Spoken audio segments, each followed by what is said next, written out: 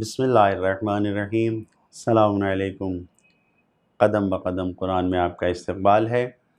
سورہ بقرہ کی 17ویں آیت۔ بسم اللہ الرحمن الرحیم مثلهم كمثل الذي استوقد نارا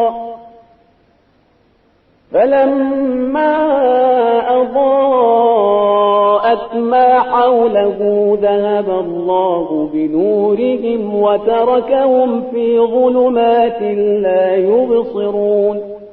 منافقین کی مثال اس شخص کی ہے جس نے روشنی کے لیے آگ بھڑکائی، اور جب ہر طرف روشنی پھیل گئی تو خدا نے اس کے نور کو سلب کر لیا، ختم کر دیا، اور اب اسے اندھیرے میں کچھ سوجھتا بھی نہیں ہے۔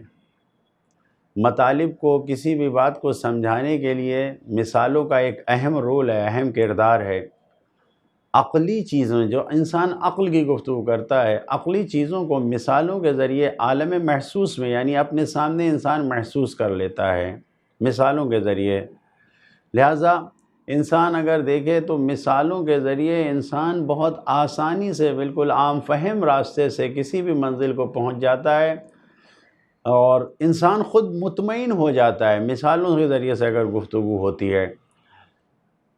اور اسی طریقے سے جو نہ ماننے والے ضدی انسان ہوتے ہیں نا، وہ ضدی انسان کے بھی جو ہے وہ شکست ہو جاتی ہے، ان کو بھی ماننا پڑتا ہے۔ مثال کے ذریعے بہت تیز ذہن میں باتیں آتی ہیں۔ لہذا قرآن مجید نے بھی بہت سی مثالیں بیان کی ہیں۔ خود حق کی مثال کیا دیا ہے؟ حق اور باطل کی مثال بیان کرتے ہوئے قرآن مجید نے کہا ہے کہ حق کی مثال پانی کی ہے، اور باطل کی مثال اس پانی پر جمنے والے، آنے والے اس گاج پھین کی ہے۔ وہ جو اوپر گاج آتا ہے، پھین آتا ہے، اس کو پانی کی مثال، حق اور وہ باطل ہے، اور پانی خود جو ہوتا ہے، جو حقیقت ہے، وہ حق ہے۔ اسی طریقے سے دوسری مثال بیان کی ہے حق اور باطل کی، کہ انسان دیکھے حق کو پاکیزہ طیب و طاہر درخت بنایا ہے، یعنی بتایا ہے حق وہ ہے کہ جو شجر طیبہ ہے، اور باطل شجر خبیثہ ہے، ناپاک درخت کو باطل قرار دیا ہے۔ یہ مثال قرآن مجید میں اس طریقے سے بیان کی ہے۔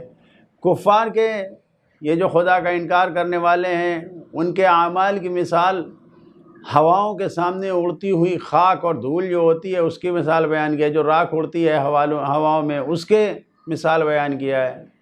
یا ان کے کاموں کی مثال بالکل اس طریقے سے بیان کیا کہ جو بے حقیقت ہے، کوئی ان کے حقیقت نہیں ہوتی ہے، اس کو بیان کیا ہے۔ سراب، کفار کے اعمال کو بتایا کہ سراب ہے، تو یہ سراب جو ہے یہ بے حقیقت اعمال ہے۔ بتوں اور سرکشوں اور طاغوت کو یعنی ان کے تمام عزم و ارادے اور تمام ان کی کوششوں کو مکڑی کے گھر کی طرح، یعنی جو جالوں سے بنا ہوا گھر ہوتا ہے، اس سے بتایا ہے کہ ان کے سارے یہ سب کچھ بتوں کے ذریعے جو ہے وہ بالکل مکڑی کے جالے کی طرح، جس کی کوئی حیثیت نہیں ہوتی ہے۔ یا ایسے عالم و دانشور جو بہت زیادہ اپنے آپ میں عالم بنتے ہیں لیکن خود اپنے علم کے مطابق عمل نہیں کرتے ہیں، ان کی مثال اس طریقے سے بیان کیا اس گدھے کی ہے جو گدھے کے اوپر اپنے کتابیں لاد کر لے جا رہا ہو، بوجھ لاد کے لے جا رہا ہو، اس کی مثال دیا ہے۔ یا قرآن مجید نے مثال بیان کیا غیبت کرنے والے، جو لوگ غیبت کرتے ہیں، وہ غیبت کرنے والوں کو مثال بیان کی ہے کیا؟ اپنے مردہ بھائی کے گوشت کے کھانے کی مثال بیان کیا ہے۔ تو یہ مثالیں قرآن مجید نے بیان کیا ہے بات کو سمجھانے کے لیے۔ یہ آیت بھی، یہ جو 17ویں آیت ہے، یہ منافقوں کے دل کے حالات کو بیان کر رہی ہے کہ منافقوں کے دل کے کیا حالات ہیں۔ انسان غور کرے، منافقین آگ تو جلاتے ہیں، روشنی تو کرتے ہیں، لیکن اس نور سے فائدہ نہیں اٹھا پاتے، الٹے دھواں اور راکھ ان کے آنکھوں میں جاتا ہے۔ منافقین ایسے ہوتے ہیں۔ حضرت امام علی ابن موسیٰ الرضا علیہ السلام، یعنی ہمارے 8ویں امام، فرماتے ہیں ترکہم فی ظلمات، یہ جو اس آیت میں آیا کہ خدا نے انہیں چھوڑ دیا ہے، یعنی اللہ نے ان کو ان کے حال پر چھوڑ دیا ہے۔ وہ اپنے حالت میں پڑے ہوئے ہیں، بنے ہوئے ہیں، ذرہ برابر بھی کوئی پرسان حال نہیں ان کا، وہ اپنے حالت میں پڑے ہوئے ہیں۔ انسان غور کریں، اس آیت میں جو پیغامات بیان کیے گئے وہ یہی ہے، منافق نور تک پہنچنے کے لیے نار کا سہارا، آگ یعنی آتش کا سہارا لیتا ہے۔ اس آیت سے پتہ چل رہا ہے کہ وہ نور تک پہنچنے کے لیے آتش کا سہارا، آگ کا سہارا لیتا ہے، لیکن اس کے نصیب میں کیا ہوتا ہے؟ دھواں آتا ہے، راکھ آتی ہے، اس کو اس کی روشنی نصیب نہیں ہوتی ہے، کیونکہ خداوند عالم کہہ رہا ہے کہ میں نے ہٹا دیا، سب وہ لے لیا، چھین لیا ہے۔ اسی طریقے سے اگر انسان غور کرے تو اسلام کا نور ہمیشہ رہنے والا ہے، عالمگیر ہے، ہر جگہ رہنے والا ہے، لیکن یہ نفاق کا نور یعنی نفاق خود یہ وقتی ہے، پائیدار نہیں ہے، اس کے اندر ناپائیداری پائی جاتی ہے، یہ ہمیشہ رہنے والا نہیں ہے۔ کیوں؟ اس لیے کہ منافقین جس روشنی کے ذریعے اسلام کا دکھاوا کرتے ہیں، اپنے آپ کو بتاتے ہیں کہ ہم مسلمان ہیں، اس کی کوئی وقعت ویلو، کوئی ارزش قیمت نہیں ہے، وہ وقتی ہے، وہ سامنے رہنے والا ہے ہی نہیں۔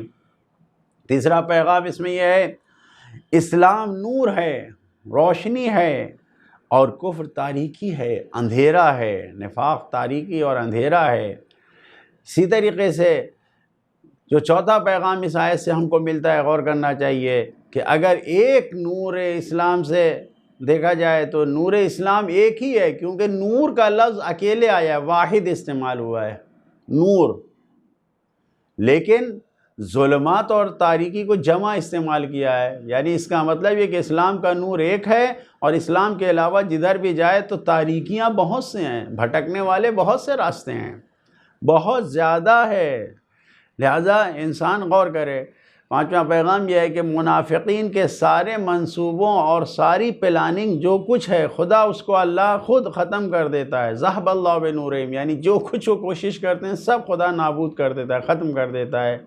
اور یعنی انسان کو غور کرنا چاہیے، منافقین کبھی انسان کو نقصان یعنی مومنین کو نقصان نہیں پہنچا سکتے، کیونکہ خدا ان کو ان کے راستے پہ لگا دیتا ہے۔ یہ مسلمان ہے کہ اپنے ایمان میں ڈماڈول ہو جاتا ہے، کمزور ہو جاتا ہے تو نقصان وہ پہنچا لے جاتے ہیں، ورنہ خدا ان کے سارے قید کو، سارے شر کو، ساری برائیوں کو انہی تک پہنچا دیتا ہے۔ اسی طریقے سے منافقین کا سامنا اللہ سے ہے، اللہ سب ان کے ساتھ میں کرتا ہے۔ منافقون کا مستقبل تاریک ہے، جتنے بھی منافقین ان کے لیے کوئی روشن وہ نہیں ہے، سب تاریک ہے۔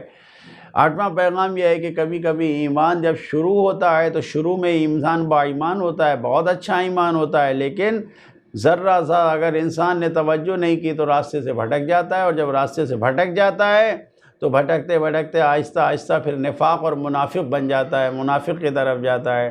لہٰذا ایک اہم پیغام جو اس آیت سے ملتا ہے کہ ہمیشہ ہمیں اپنی زندگی میں نور کو تلاش کرنا چاہیے، ہمیشہ نور کو تلاش کرنا چاہیے، تاکہ ہم ہمیشہ روشنی میں رہیں، تاریکیوں کی طرف نہ جائیں۔